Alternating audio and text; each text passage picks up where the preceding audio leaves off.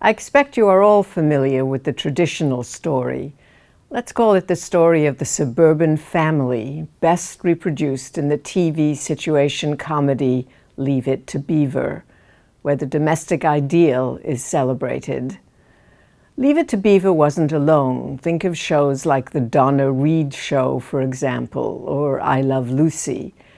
But June Cleaver was a particular icon in the 1950s, perhaps the most watched show of the decade.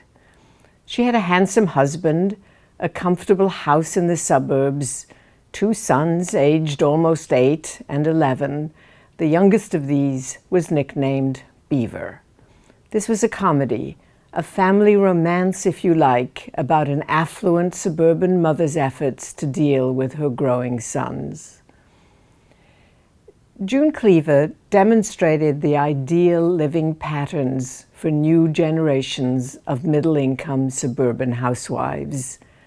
On screen, she was played by Barbara Billingsley. Notice that she's wearing pearls, a badge of affluence and good breeding. Her stage husband, a handsome man, made a good living, enough to provide well for the family and to give them comfortable summer holidays in a neat summer cabin on the shores of a Minnesota lake. June is dedicated to her family. Her interests outside the home are confined to social events like weddings or school meetings and plays. She has ladylike pastimes like needlepoint, cake decorating, and arranging tea roses. When the boys arrive home from school, Wikipedia tells us, June can be found in the kitchen chopping salad vegetables, basting a roast, or icing a cake. Her kitchen is always immaculate. Like most TV middle-class sitcom families of the era, the Cleavers ate breakfast and lunch in the kitchen. Dinners were full-scale affairs in the dining room, replete with cloth, not paper napkins.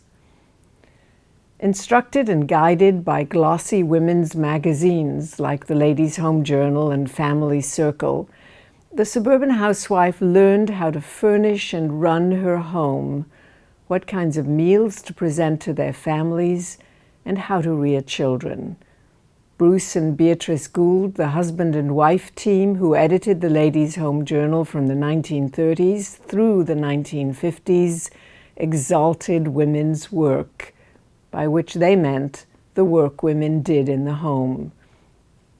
We certainly had many articles showing how important women's work was, they told an interviewer, even to the extent once that we had an article showing that if a woman were being paid for what she did around the house, she would get $12,000 a year. In the 1950s, that would have been a very good salary indeed. In fact, the average housewife got room and board and a spending allowance that generally reflected her husband's income. Missing from the scenario were rising pressures on the family, the demand to live a lifestyle that required automobiles, telephones, and television sets, as well as a range of consumer items like refrigerators, new electric appliances, vacuum cleaners, encouraged women to help their husbands by earning something, if only a little. Paying off a mortgage and saving for a child's college education stressed all but the most affluent families. Most male breadwinners couldn't meet the ever-expanding needs of families, and though men often resisted their wives' income-earning activities, families quickly learned that a little extra help might make a big difference in family life. The puzzle remains. Were women content to remain at home or to take poorly paid work because they really imagined themselves to be better wives and mothers if they didn't earn wages?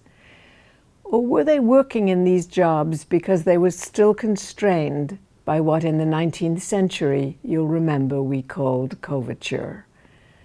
What was the role of custom and culture a custom and culture that defined femininity and women's personas in terms of the caring and nurturing roles that the family required.